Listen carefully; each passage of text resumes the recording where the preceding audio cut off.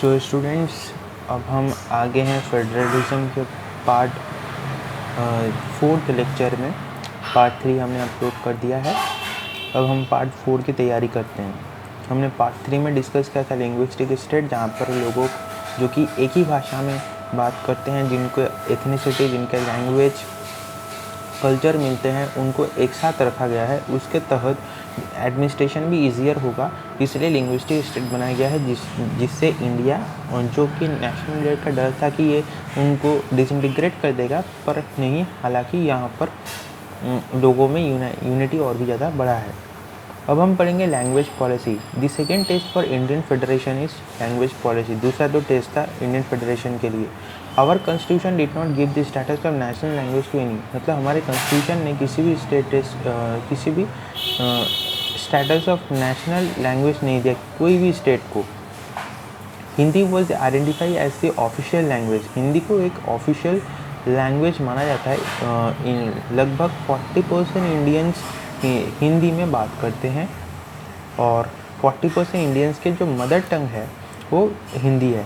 Therefore there were many safeguard to protect other language. Beside Hindi there are 21 languages. दूसरे 21 ऐसे language है जो कि recognised as scheduled language by the constitution. एक candidate in an examination conducted for central government position में opt to take the examination in any of the language. जो कि 21 language, Hindi को छोड़कर 21 लैंग्वेज है, उसमें जैसे इंग्लिश हो गया और दूसरे भी जो भाषाएं हैं उसमें वो एग्जामिनेशन लिख सकता है। A state to have their own official language. State के भी अपने ऑफिशियल लैंग्वेज होते हैं। Much of the government work takes place in the official language of concern state. मतलब अगर आप वेस्ट बंगाल की बात करें, जहाँ पर जो बंगाली भाषा है, तो बंगाली में सब लिखते हैं, तो इसमें एडमिनिस्ट्रेशन जो प्रोसेस होता है वो भी बंगाली में है। अगर चीफ मिनिस्टर ने अगर कुछ भी न्यू स्कीम लॉन्च कर दिया गया है, अगर आप देखें कोई भी एक तूफान आया था अम्फान बोल के, तो उस समय एक स्कीम लॉन्च कर दिया गया था हमारे सीएम ममता बनर्जी की तरफ से, तो वो भी बंगाली लैंग्वेज में ही था। उसी तरह दूसरे स्टेट्स में अपने अपने लैंग्वेज के में होता है, ठीक है। Unlike Sri Lanka, leaders of our country adopted a very cautious attitude in spreading the use of Hindi. According to constitution, the use of English for the official purpose was to stop in 1965। मतलब कि according to constitution English का use official purpose के लिए करना, जो English भाषा का use official purpose के लिए करना, ये कब बंद हो गया था? 1965 को। However, many non-Hindi speaking states demanded that the use of English should be continued. In Tamil Nadu, this movement took a violent form. मतलब तमिलनाडु जहाँ पर लोग मतलब कि जो इंग्लिश में बात करते हैं, उन्होंने एक वायलेंट स्टॉप लिया था, क्योंकि वो जानते थे कि इंग्लिश से वो दूसरे लोगों के साथ कनेक्ट हो सकते थे, एक कॉमन लैंग्वेज बनना चाहिए, इसलिए उन्होंने एक प्रोटेस्ट किया। The central government responded by agreeing to continue the use of English along with Hindi for the official purpose। मतलब सेंट्रल गवर्नमेंट ने एग्री कर दिया कि नहीं, हाँ, जो लोग हिंदी में बात करना चाहते हैं हिंदी में बात कर सकते हैं, जो लोग इंग्लिश में बात करना चाहते हैं वो इंग्लिश में बात कर सकते हैं, ठीक। Many critics think that this solution favored the English speaking elite। Promotion of Hindi continues to be the official policy of the government of India। Promotion does not mean that the central government can impose Hindi on state where people speak a different language। मतलब कोई भी state हो, उनका अपना स्वाधीनता है कि वो अपने अपने स्टेट में अपने अपने भाषा में बात कर सकते हैं बड़ी आसानी से। The flexibility shown by Indian political leaders helped our country avoid a kind of situation that Sri Lanka find it itself। Sri Lanka में बहुत प्रॉब्लम हुआ है, वो क्या है हम बाद में डिस्कस करते हैं। तो हमारे में एक फ्लेक्सिबिलिटी है। मैंने जैसा बोला कि फेडरलिज्म के प्रिंसिपल के ऊपर बेस्ड है, और वो प्रिंसिपल जो है हम अपने हिसाब से बनाते गए। जो हमारे लीडर्स थे उन्होंने बनाते गए कि पहले तो हम उनको अपने कल्चर के आधार पर, अपने लिंग्विस्टिक के आधार पर, अपने एथनिसिटी और अपने कल्चर के आधार पर, लैंग्वेज के आधार पर डिवाइड करें, जिससे एडमिनिस्ट्रेशन बहुत ज़्यादा ईजियर होगा, ठीक है। आपको क्वेश्चन मिल सकता है कि जब हम फेडरलिज्म जो इंडिया में तैयार हुआ है, एक किस किस के आधार पर तैयार हुआ है, और कैसे फेडरलिज्म इंडिया में सक्सेसफुल हुआ है, कैसे इंडिया में federalism, how does federalism was successful in India which is a vast country with different languages. तो आपको लिखना है डिफरेंट लैंग्वेज जो कि एक कॉमन लोगों में है, उनको एक तरफ कर दिया गया है, उनके कल्चर मिलते हैं तो उनको एक तरफ कर दिया गया है, जिससे यूनिटी और भी बढ़ा है। फिर यहाँ पर हिंदी को प्रमोट कर दिया गया था।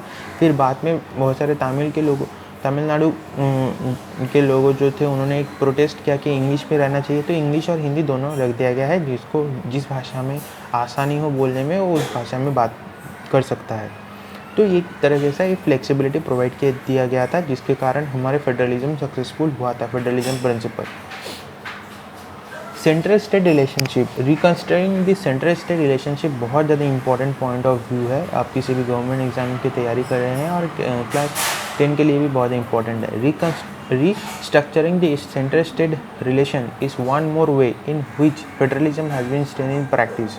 मतलब सेंटर स्टेट के अंदर जो रिलेशन तैयार हुआ है वो हमारे फेडरलिज्म के प्रैक्टिस को और ज़्यादा शक्तिशाली किया है। How the constitutional arrangement for the power sharing work in reality depend to a large extent of how the ruling parties and leaders follow this arrangement। मतलब कि हमारे जो रूलिंग पार्टी के जो लीडर्स थे वो आइडियल्स है, उनके देखकर लोग अपनी भावनाओं में बह जाते हैं और उनको देखकर ही वो जो करते हैं लोग भी वैसे फॉलो करते हैं। For a long time the same party rule both at the centre, मतलब बहुत समय के लिए एक ही पार्टी सेंटर और स्टेट रूल किए थे।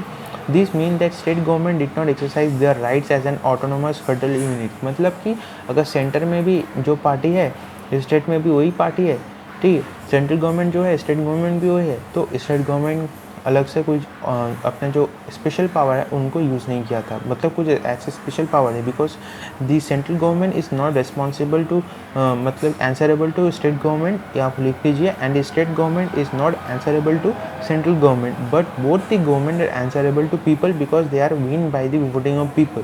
ठीक है, वोट से ये दोनों जीते हैं, तो इन दोनों को लोगों को बताना होगा अगर कुछ गलती हुआ है तो क्यों हुआ है, पर एक दूसरे को ये आंसरेबल नहीं है।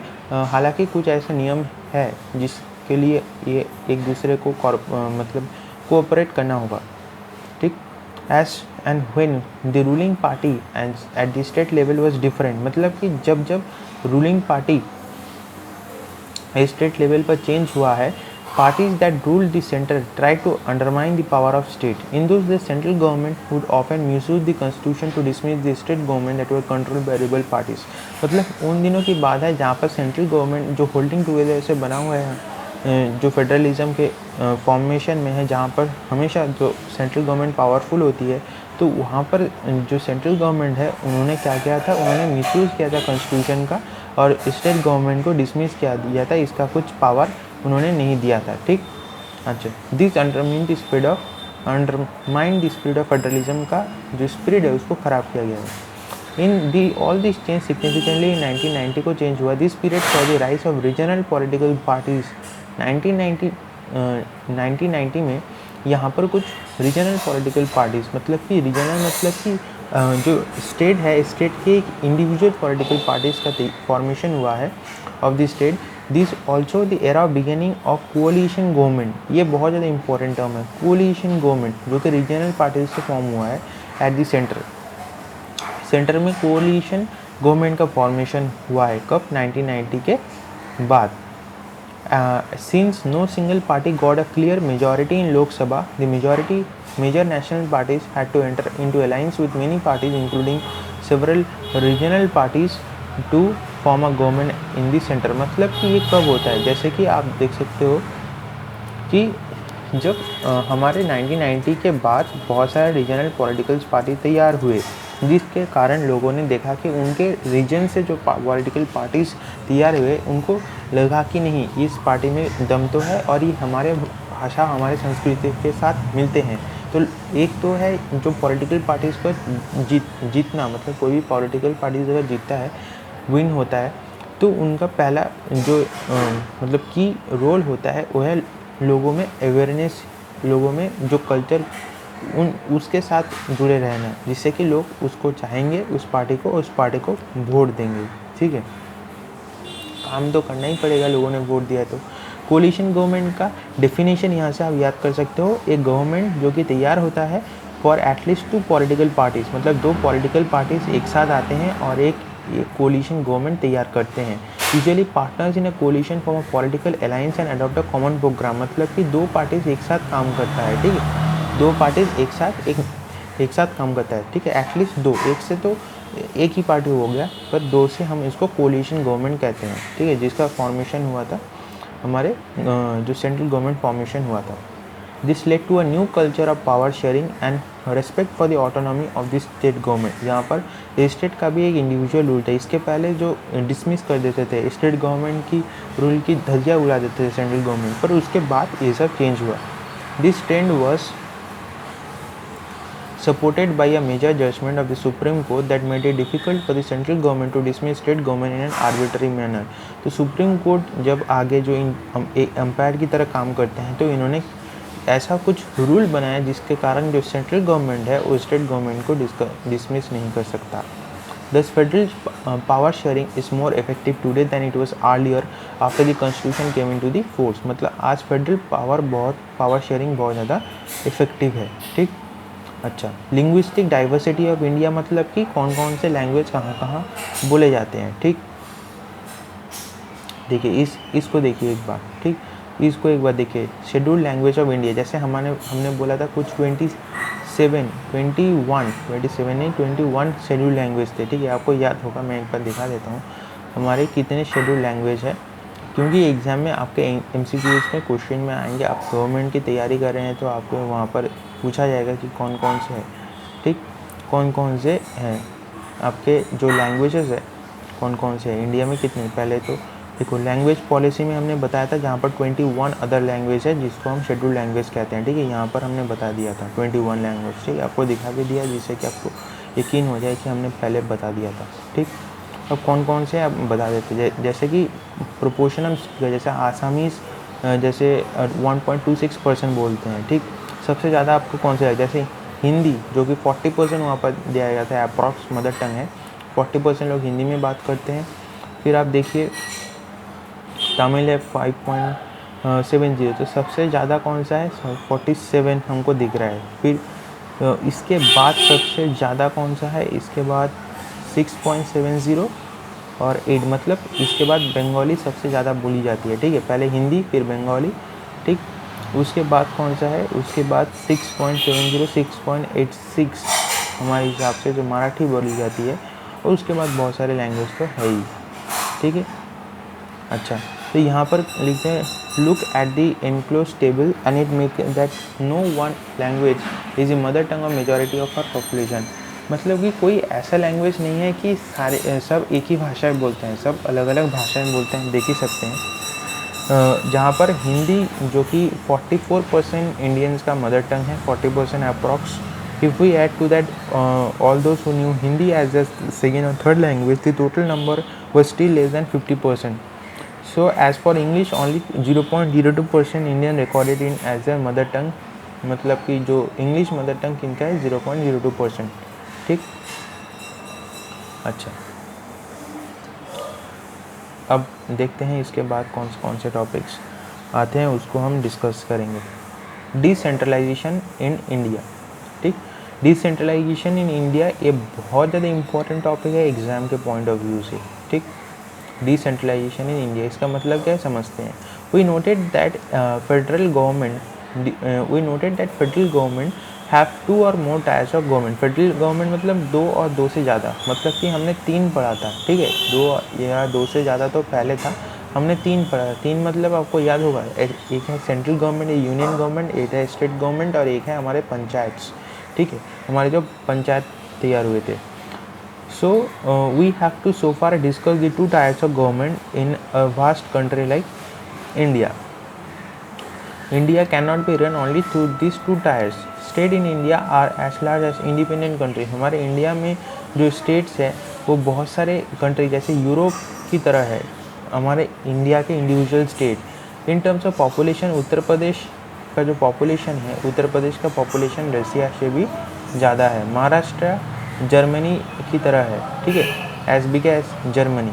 Many of the states are internally very diverse, thus there is a need for power sharing with the state. मतलब सिर्फ सेंट्रल गवर्नमेंट और स्टेट गवर्नमेंट से कंट्रोल करना बहुत मुश्किल है।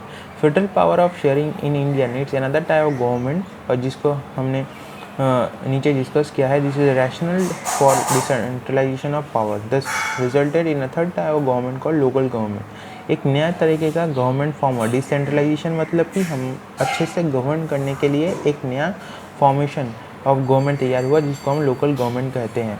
When power is taken away from the central government, state government and given to the local government, it is called decentralization. Decentralization मतलब कि जब सेंट्रल गवर्नमेंट से और स्टेट गवर्नमेंट से पावर को लिया गया था और लिया जाने के बाद जब उनको लोकल गवर्नमेंट को सौंप दिया गया था, जिसको हम डिसेंट्रलाइजेशन कहते हैं। और ये बहुत इजी है, आप ऐसे ही लिख लीजिए, ऐसे मन में बैठा लीजिए कि सेंट्रल और स्टेट गवर्नमेंट से पावर को लिया जाने के बाद जब लोकल गवर्नमेंट को दिया गया था, जिसको हम डिसेंट्रलाइजेशन कहते हैं। ठीक, यहाँ तक समझ आ रहा है सभी को? बढ़िया। The basic idea behind the decentralisation मतलब कि डिसेंट्रलाइजेशन के जो बेसिक आइडिया थे, बेसिक प्रिंसिपल्स है that there are large number of problems and issue which was best settled at local level. ऐसे बहुत सारे इशू हैं जो कि विलेजेस लेवल के हैं, जहाँ पर जो स्टेट और सेंट्रल को मैनेज करना बहुत ज़्यादा मुश्किल है, इसलिए लोकल गवर्नमेंट का फॉर्मेशन हुआ था। People have better knowledge of problem in the localities. अगर लोकल गवर्नमेंट तैयार होंगे विलेजेस में, पंचायत में, तो पंचायत किसी भी विलेज में तैयार होता है, ठीक, तो उनको पता होगा कि यहाँ पर कौन कौन सी दिक्कतें हैं। वो दिक्कतें वो सेंट्रल गवर्नमेंट स्टेट गवर्नमेंट को पास करेगी। स्टेट गवर्नमेंट जब कोई न्यू बिल पास करेगी उनको हेल्प करने के लिए, मतलब कि वहाँ पर एक अच्छा खासा जो अमाउंट, जो पैसे चाहिए होंगे, तो पैसे उनको सेंट्रल गवर्नमेंट से मिल जाएंगे और तब ये काम शुरू कर सकते हैं। ठीक है, तो मैनेजमेंट एक अच्छा खासा हो जाएगा। People have better knowledge of problem in their localities. They have also better ideas on how to spend money and how to manage things more efficiently. Besides local government, it is possible for the people to directly participate in the decision making. Local government में जो local लोग होंगे वो decision making में भी part ले सकते हैं. This help to inculcate a habit of democratic partition. Local government is the best way to realize one importance of principles of democracy, namely local self government. तो local government से हमारे जो India में जो democracy है उसको और बढ़िया बनाया जा सकता है। ठीक, यहाँ तक समझ में आता है। The need for decentralization was recognize in our constitution. Since then there have been several attempts to decentralize the power to the level of the villages and town. Panchayat, ठीक है, आपने गाँव में पंचायत तो देखा ही होगा। Panchayat and villages and municipalities in urban areas. Panchayat जो villages में होता है, म्यूनिसिपैलिटीज़ अर्बन एरियाज़ यानी कि सिटीज़ में होता है। रूरल एरियाज़ रूरल एरियाज़ यानी कि विलेजेस। अर्बन एरिया यानी कि सिटीज़, या आपको याद रखना है। सिटीज़ में क्या होता है? म्यूनिसिपैलिटीज़ होता है। विलेजेस में क्या होता है? पंचायत होता है। Well all setup in the state, और ये सब स्टेट के अंदर होता है, क्योंकि एक स्टेट में जैसे सिटी भी होता है, टाउन भी होता है, फिर आपका जो विलेजेस भी होता है। ठीक, but this were directly under the control of state government. Election to this local government were not been held regularly. तो यहाँ पर जो इलेक्शन होता है लोकल गवर्नमेंट में, ये तो रेगुलरली नहीं होता। Local government did not have any power और resources of their own, thus there was a little decentralization in effective term. मतलब कि लोकल गवर्नमेंट के पास पावर तो होता है, पर उतना पावर नहीं होता स्टेट गवर्नमेंट की तरह, और इनके पास खुद के कुछ पावर या रिसोर्सेज भी नहीं होते। तो the major step toward decentralization were taken in 1992। मतलब कि 1992 में एक मेजर स्टेप लिया गया था। The constitution was amended to make the third tier of democracy more powerful. Constitution में हमें बोला थर्ड टायर ऑफ डेमोक्रेसी यानी कि लोकल गवर्नमेंट, पंचायत और हमारे जो म्यूनिसिपैलिटीज़, इनको और ज़्यादा पावरफुल बनाया जाए। Now it is constitutionally mandatory to hold regular elections to the local government bodies। तो कौन कौन से हैं आपको याद रखने हैं कि हमारे डिसेंट्रलाइजेशन ऑफ इंडिया के मतलब है इंडिया में जैसे कि जो थर्ड टायर ऑफ गवर्नमेंट का फॉर्मेशन होना, जिसको हम कहते हैं लोकल सेल्फ गवर्नमेंट या लोकल गवर्नमेंट। ठीक, तो उनके पास क्या क्या दिक्कतें आई थी एग्जाम में हो सकता है। What are the problem facing by the local government when it was first being made. तो ये पहले प्रॉब्लम ये था कि इनके पास ज़्यादा रिसोर्सेस नहीं थे, पर कौन कौन से अच्छे मतलब कौन कौन से एडवांटेजेस थे। ठीक है, ये 1992 के पहले है। ठीक है, इन सब पॉइंट के पहले है। अच्छे काम मतलब उनके लिए एडवांटेज ये था कि उनको पता था लोकल लेवल में कौन कौन से जगह पर पैसे खर्च करना होगा। यहाँ पर गांव में कुछ ऐसे रोड है ख़राब हो चुका है, उनको सही करना होगा। ठीक, अब देखते हैं 1992 में एक उद्योग लिया गया था जिससे कि थर्ड टायर ऑफ डेमोक्रेसी को बहुत ज़्यादा पावरफुल बनाया जा सके। तो इसको कैसे पावरफुल बनाया जा सकेगा? Now it is constitutionally mandatory to hold regular election in government bodies. यानी कि लोकल गवर्नमेंट बॉडीज़ में रेगुलर इलेक्शन होना अनिवार्य है, बहुत ज़्यादा ज़रूरी है, ठीक। फिर आता है seats are reserve in the elected bodies and executive heads of the institution for schedule caste, schedule tribes and, मतलब कि यहाँ पर जो सीट्स अदर बैकवर्ड क्लासेस जैसे कि ST SC OBC, schedule tribes, ठीक है, शेड्यूल ट्राइब्स, शेड्यूल कास्ट और बैकवर्ड क्लासेस OBC, इनके लिए सीट रिजर्व है कोई भी गवर्नमेंट एग्जाम में, कोई भी executive heads of the institution में। At least 1/3 of the position are reserve for women, मतलब कि 1/3 ऑफ द पोजीशन वुमेन के लिए रिजर्व है, ठीक। An independent institution called state election commission SEC, state election commission has been created in state to conduct panchayat and municipal election, मतलब कि आप देखते हो कि जो एक है इलेक्शन कमीशन जो कि आपके स्टेट में और आपके जो सेंट्रल में जो वोटिंग प्रोसेस होता है, इलेक्शंस होता है, वो उसको नज़र करता है, ठीक है। उसके जो फॉर्मेशन है, कैसे होगा कैसे नहीं होगा, वो सब उसके अंडर है। पर जो पंचायत और म्यूनिसिपल है, इसके लिए एक सेपरेट बॉडी बनाया गया जिसको हम कहते हैं स्टेट इलेक्शन कमीशन, जो ये काम करता है। फिर आता है कि state government are required to share power, state government to share some power and revenue with local government को कुछ उसको रेवेन्यू प्रोवाइड करना होगा। This nature of sharing varies from state to state, ये डिफर हो सकता है, ठीक है। तो आपको याद हो जाना चाहिए कितने पॉइंट है, 1 2 3 4 5, लगभग 5 पॉइंट है। तो ये 5 पॉइंट आपको याद कर लेने हैं। तो पहले पॉइंट है कि पहला पॉइंट कौन सा है, पहला पॉइंट है कि हमारे जो लोकल गवर्नमेंट है वहाँ पर रेगुलर इलेक्शन होना चाहिए। अगर रेगुलर इलेक्शन है तो इसको आपको याद रखना होगा, एक बॉडी होगा जो इस इलेक्शन को ठीक तरीके से एग्जामिनिंग करेगा, जिसको हम SEC, स्टेट इलेक्शन कमीशन कहते हैं, जो कि पंचायत और विलेजेस में जो इलेक्शन होगा उसको ये देखेगा। वुमेन के लिए 1/3, मतलब कि 1/3 सीट रिजर्व है इंस्टीट्यूशन में, इंस्टीट्यूशन के हेड में।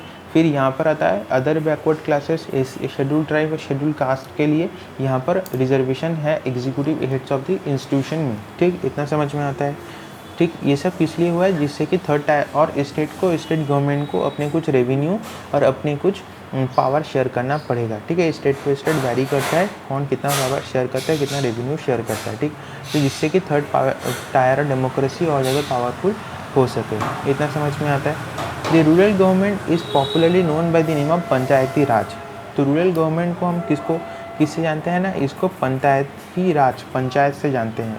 हर एक विलेज में, हर एक गाँव में, और एक ग्रुप ऑफ विलेज, बहुत सारे गाँव एक साथ, ये मतलब कि हर एक विलेज में या फिर हर एक गांव में या बहुत सारे गांव एक साथ हैज़ अ ग्राम पंचायत, उनके पास क्या है, एक ग्राम पंचायत। मतलब ये हो सकता है कि सिर्फ एक ही विलेज हो या फिर अब बहुत सारे विलेज हो, वो एक साथ एक पंचायती राज तैयार करते हैं, ठीक, जिसको हम उनके पास एक ग्राम पंचायत रहता है। This was a council consisting of several ward member, यहाँ पर वो वार्ड मेंबर्स होते हैं, ठीक है, वहाँ पर बहुत सारे वार्ड मेंबर्स होते हैं, ठीक, वार्ड मेंबर्स होते हैं वहाँ पर। और ऑफन कॉल्ड पंच, जिसको पंच यानी कि 5, ठीक है, पंच हम बोलते हैं ना, पंच मारेंगे जब हम गुस्सा होते हैं, पंच यानी कि 5, ठीक, पंच यानी कि 5। तो the council consisting of several ward members often called panch and a president और सरपंच, मतलब कि जो ग्राम पंचायत होते हैं उनके पास 5 वार्ड के मेंबर, मतलब उसी जगह पर रहने वाले 5 लोग होते हैं, और एक सरपंच होते हैं, ठीक है, 4 लोग होते हैं, एक सरपंच, 5 लोग होते हैं, ठीक है, पंच यानी कि 5, ठीक, 4 नहीं, ठीक है, मैं ऐसे लाइन कर देता हूँ जिससे आप समझ में आ जाए होगा, पंच यानी कि 5, ठीक। They are directly elected by all the adult population living in that ward और विलेज। उनको कौन वोट करता है कि वहाँ पर जो एडल्ट पॉपुलेशन है, एडल्ट यानी कि 18 साल जिनके हो चुका है, जिनका वोटर आईडी कार्ड बन चुका है, वो इनको वोट कर सकता है, ठीक। It is the decision making body for the entire village, पूरे विलेज के लिए एक डिसीजन मेकिंग बॉडी है। The panchayat work under the overall supervision of Gram Sabha. तो हमने पढ़ा था एक गांव या बहुत सारे गांव एक साथ ग्राम पंचायत रहते हैं, वहाँ पर एक सरपंच होता है, 5 मेंबर होता है जो कि उस गाँव में रहते हैं, और फिर उस गाँव के एडल्ट पॉपुलेशन यानी 18 साल जिनका हो चुका है वो उनको, या उससे ऊपर जिनका भी एज है वो उनको वोट दे सकता है, ठीक। तो पंचायत किसके अंदर वर्क करता है, ओवरऑल सुपरविजन ऑफ ग्राम सभा के अंदर काम करता है। All the voters in the village are its members, मतलब कि जितने भी वोट देने वाले लोग हैं वो ग्राम सभा के मेंबर्स हैं। It has to meet at least twice or thrice in a year to approve the annual budget of the Gram Panchayat. मतलब कि ये ग्राम सभा कब उनको वोट देना पड़ेगा कि साल में 2-3 बार, जिससे कि उनका एनुअल बजट इम्प्रूव हो। क्यों एनुअल बजट इम्प्रूव होगा? जिससे कि उनको पता चले कि कहाँ कौन से विकास करना है, कौन से हमको डेवलपमेंट करना है, कौन से चीज़ सही करना है। ठीक है, ग्राम पंचायत के अंदर and to review the performance of Gram Panchayat का जो परफॉर्मेंस है, कैसे काम करते हैं, उसको रिव्यू करना। The local government structure goes of right to the district level. इसके बाद लोकल गवर्नमेंट का स्ट्रक्चर, ये बहुत ज़्यादा इंपॉर्टेंट है जो मैं पढ़ा रहा हूँ, इसको आप पॉइंट वैसे के लिख लीजिएगा। फिर जो लोकल गवर्नमेंट का स्ट्रक्चर्स है ये अब डिस्ट्रिक्ट लेवल पर चला जाता है।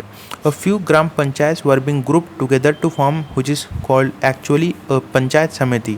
तो इसके बाद क्या है, गांव से हम कहाँ जा रहे हैं, शहर की तरफ बढ़े हैं, उसके बाद टाउन आता है, मतलब टाउन के बाद शहर आता है।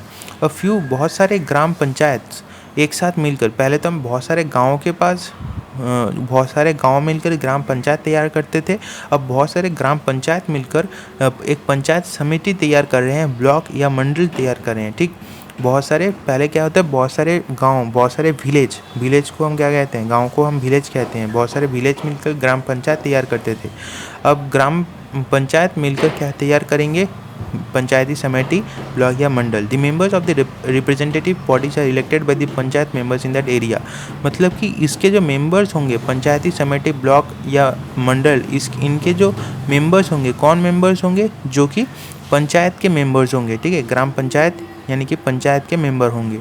ऑल दी पंचायत समिति, ये जो पंचायत समिति के बारे में हमने बताया था, ये एक अलग पॉइंट है। ठीक, तो बहुत सारे पंचायत समिति या मंडल्स एक साथ जुड़कर ये क्या करेंगे, जिला यानी कि डिस्ट्रिक्ट, आपने सुना ही होगा जिला परिषद यानी कि डिस्ट्रिक्ट तैयार करेंगे। ठीक है, डिस्ट्रिक्ट, ठीक, डिस्ट्रिक्ट तैयार करेंगे। तो पहले बहुत सारे गांव, बहुत सारे विलेज मिलकर ग्राम पंचायत तैयार किया। अब ग्राम पंचायत बहुत सारे मिलकर ये मंडल्स या पंचायती समिति तैयार किए।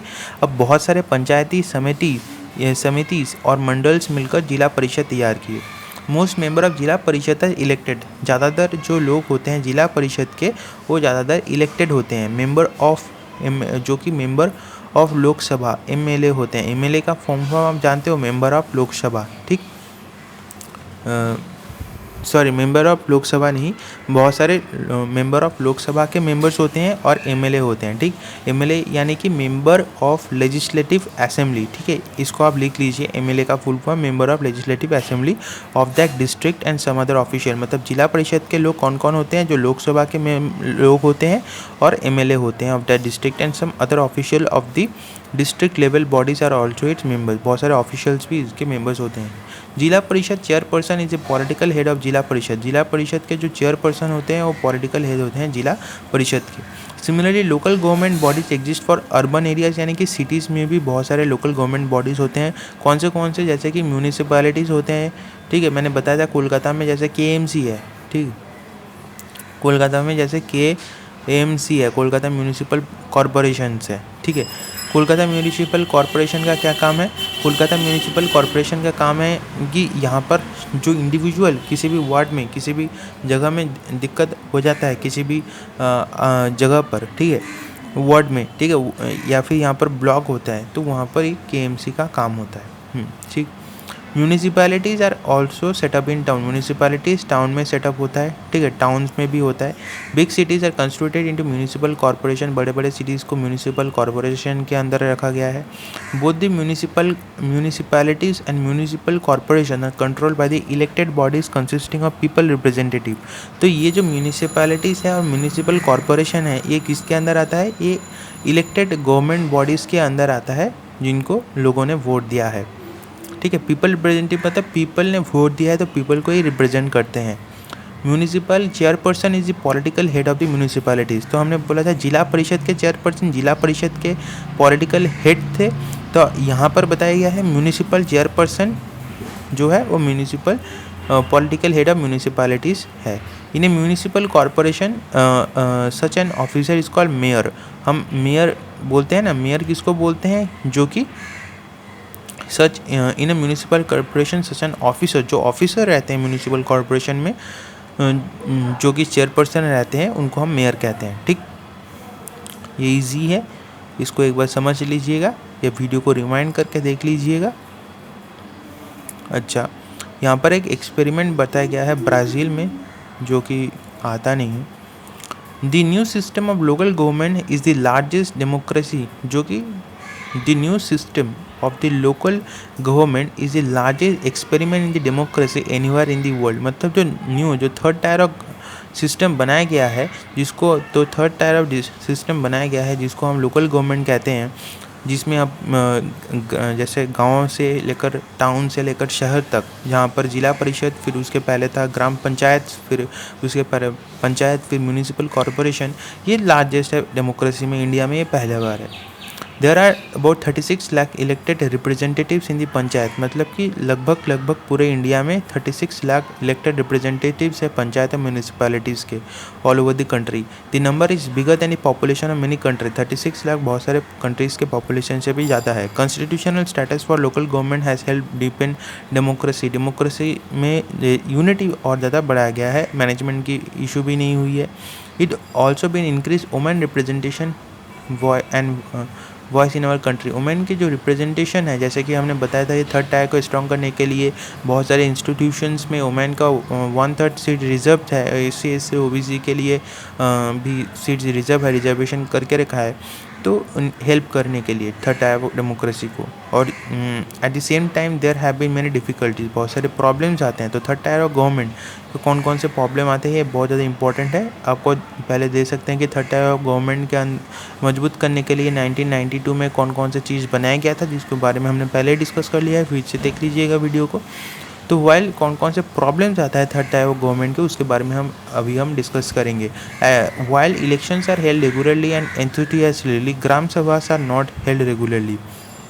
ग्राम सभा रेगुलरली नहीं होता, जैसे हमने एनुअल बजट के बारे में डिस्कस किया था, जो कि ग्राम पंचायत के अंदर आता है, तो ये रेगुलरली नहीं होता। पहली बात तो ये है। इलेक्शन इसमें नहीं होता, पहली बात आप बोल सकते हैं ग्राम सभा में। Most state government have not transfer significantly power, बहुत सारे स्टेट में लोकल गवर्नमेंट को रेवेन्यू और जो पावर नहीं दिया गया है, या फिर रेवेन्यू दिया गया है, पावर नहीं दिया गया है। नॉर हैव एडुकेट रिसोर्सेज भी नहीं है, क्योंकि रेवेन्यू भी नहीं है, पावर भी नहीं है। बहुत सारे स्टेट ने किसको नहीं दिया, लोकल गवर्नमेंट को। ठीक है, बहुत सारे स्टेट गवर्नमेंट ने लोकल गवर्नमेंट को सिग्निफिकेंटली पावर नहीं दिया। ठीक, nor we have been adequate resources, we are the still a long way for realizing the ideal self government, अभी तक तैयार नहीं हुआ। ठीक, आइडियल सेल्फ गवर्नमेंट अभी तक तैयार नहीं हुआ। इतना समझ में आता है? अच्छा, वेरी गुड। बस दोस्तों, कंप्लीट हो गया है चैप्टर, वेरी गुड। और कुछ भी परेशानी हो तो आप लिख लीजिएगा कमेंट करके कि कौन कौन सी चीज़ समझ में नहीं आए, कौन कौन सी चीज़ है। ठीक है, ये कुछ फेडरल फॉर्म ऑफ गवर्नमेंट, इस क्वेश्चन का आंसर आप करिएगा कि what are the main difference between a federal form of government and state form of government, इसका अभी डिस्कस कर लेते हैं। जैसे फेडरल फॉर्म ऑफ गवर्नमेंट अगर हुआ तो यहाँ पर स्टेट गवर्नमेंट और जो सेंट्रल गवर्नमेंट तैयार होता है। फिर इंडिविजुअल लेवल पर और भी ज़्यादा मैनेजमेंट के लिए, जिससे कि ईजी हो मैनेजमेंट के लिए, इंडिया में जैसे वास्ट कंट्री है, और जैसे महाराष्ट्र जो कि एक इंडिविजुअल कंट्री की तरह है, इतने लोग रहते हैं वहाँ पर, जर्मनी की तरह इतना बड़ा इतना सारे लोग रहते हैं। तो इसके लिए यहाँ पर सिस्टम तैयार किया है। यूनिटरी गवर्नमेंट मतलब कि एक सेंट्रल गवर्नमेंट होता है, एक सेंट्रल अथॉरिटी होता है, या फिर बहुत सारे सब यूनिट जो समर्ज करते हैं हमारे सेंट्रल गवर्नमेंट को। एग्जांपल क्या है, श्रीलंका में हमारे यूनिटरी फॉर्म ऑफ गवर्नमेंट है, इंडिया, स्पेन, ये सब फेडरल फॉर्म ऑफ गवर्नमेंट है। ठीक, point out the feature in practice of federalism in India that is similar to and one feature that is different to that Belgium. देखो, India में जो features है, एक है स्टेट गवर्नमेंट और central government, जो कि बेल्जियम में भी रहता है। ठीक, और एक फीचर है कि इंडिया में थर्ड टायर ऑफ गवर्नमेंट, जिसको हम कहते हैं लोकल गवर्नमेंट, तैयार हुआ है, जो कि बेल्जियम में तैयार नहीं हुआ है। ठीक, identify and shade 3 federal countries other than India on a blank outline map of India. ले लीजिए एक ब्लैंक और वहाँ पर आइडेंटिफाई कीजिए कौन कौन से ऐसे कंट्रीज़ है फेडरल कंट्रीज। जैसे इंडिया, स्पेन और ऑस्ट्रेलिया बोला, तो स्पेन और ऑस्ट्रेलिया को आप कलर कर दीजिएगा मैप में। ठीक, यहाँ पर देख लीजिएगा, एक बार प्रैक्टिस कर लीजिएगा बस। लुक एट द स्टेट, ये इसको आप प्रैक्टिस करिएगा, ये सब मैप में चला आता है, ठीक। एक आउटलाइन मैप आप लिख सकते हैं, ऑनलाइन ऑर्डर कर सकते हैं तो कर लीजिए अभी, ठीक। तो यहाँ पर आप पहले तो एक ब्लैंक आउटलाइन मैप ले लीजिए, बहुत सारे ले लीजिए, प्रैक्टिस करिए। जैसे मणिपुर, सिक्किम, चंडीगढ़, गोवा, इसको आप मार्क कर दीजिए। और यहाँ पर बहुत सारे अदर फेडरल कंट्रीज जैसे स्पेन और जैसे ऑस्ट्रेलिया है, वो सब। ऐसे any two difference between local government before and after constitution amendment of 1992। तो 1992 के पहले जो लोकल गवर्नमेंट था उनके पास ज़्यादा रिसोर्सेज भी नहीं था, ज़्यादा पावर भी नहीं था, ज़्यादा रेवेन्यू भी नहीं था। तो 1992 के बाद क्या क्या चेंजेस हुआ है कि स्टेट गवर्नमेंट को अब मैंडेटरीली लोकल गवर्नमेंट को पावर देना पड़ेगा, रेवेन्यू देना पड़ेगा स्टेट लोकल गवर्नमेंट में। जहाँ पर जो एक स्टेट इलेक्शन कमीशन बॉडी बनाया गया है, जिससे कि पंचायत और म्यूनिसिपैलिटीज़ में रेगुलर इलेक्शन करवा जा सके। फिर जो SC ST OBC के लिए एक अलग से रिजर्वेशन किया गया है इंस्टीट्यूशन में। वुमेन के लिए 1/3 ऑफ द सीट रिजर्व किया गया है। फिर आते ही बस यही सब है, ठीक। अच्छा, since United state is a dash type of federation, all the constituent equal power and होते हैं। इक्वल पावर किस में होता है? देखिए, इक्वल पावर आप यूनाइटेड स्टेट कौन से टाइप ऑफ फेडरेशन है? यूनाइटेड स्टेट कमिंग टुगेदर है, ठीक। कमिंग टुगेदर फेडरेशन है, जिसमें कंस्टिट्यूएंट स्टेट्स के पास इक्वल पावर होता है। पर इंडिया में कौन से? Holding together form of democracy, जिससे कि हर एक स्टेट के पास अपने अपने अलग अलग जो नियम हैं, ठीक, अलग अलग क्या बोलते हैं, पावर है, ठीक। इसको आपको समझ लेना है। In India the dash government has more power, central government है मोस्ट पावर। इंडिया में सेंट्रल गवर्नमेंट के पास ज़्यादा पावर होता है, ठीक। And states are dash vice versa the federal, and states have same power, यही होगा। Distinguish between the federal government is distinguishing features of federal government. Federal government के पास क्या होता है? National government give some power to the provincial government. Provincial मतलब कि regional government. Power is distributed legislature, executive और जुडिशरी। लेजिस्लेचर, एग्जीक्यूटिव और judiciary मतलब जुडिशरी मतलब कि जब भी आप जुडिशरी टर्म को देखें, जुडिशरी मतलब कि जस्टिस मतलब कि वकील, ठीक है। वकील माने कि जो कि लॉयर होते हैं, ठीक। यानी कि यहाँ पर कोर्ट्स की बात किया गया है, ठीक। Elected official exercise supreme power in the government power is divided between different levels of government. तो यहाँ पर होगा कि ये वाला होगा, the government power is divided into different levels of government, ठीक है, ये वाला है। और ये सब आप चूज़ कर लीजिए जो कि चीज़ है, ठीक। यूनियन ऑफ इंडिया, स्टेट में क्या होता है? म्यूनिसिपल कॉरपोरेशन, फिर ग्राम पंचायत, ठीक है। तो पहले यहाँ पर बताया गया है म्यूनिसिपल कॉरपोरेशन में कौन रहता है। म्यूनिसिपल कॉरपोरेशन में आपका मेयर रहता है, ठीक। म्यूनिसिपल कॉरपोरेशन में मेयर रहता है। फिर ग्राम पंचायत में कौन रहता है? ग्राम पंचायत में सरपंच रहता है। फिर स्टेट में कौन रहता है? ये दूसरे कलर से मार्क कर लेता हूँ, ठीक है। आपको अभी बता देता हूँ, ये वाला आपको ईजी हो जाएगा। देखो, पहले म्यूनिसिपल कॉरपोरेशन में आपका रहता है कि मेयर, क्लियर होता है। फिर ग्राम पंचायत में आपका रहता है सरपंच, क्लियर होता है। फिर आपका जो स्टेट में होता है गवर्नर, ठीक है, वो स्टेट में रहता है गवर्नर, ठीक। अच्छा, फिर इसके बाद कौन सा आता है? हमारे यूनियन ऑफ इंडिया में प्राइम मिनिस्टर, ठीक। आपको ये याद करके रख लेना है, ठीक है। बस यही सब है और कुछ नहीं है। थैंक यू, जय हिंद, वंदे मातरम। चैनल को सब्सक्राइब कीजिए, चैनल को के साथ जुड़े रहिए, ऐसे वीडियोस हम बनाते हैं। धन्यवाद।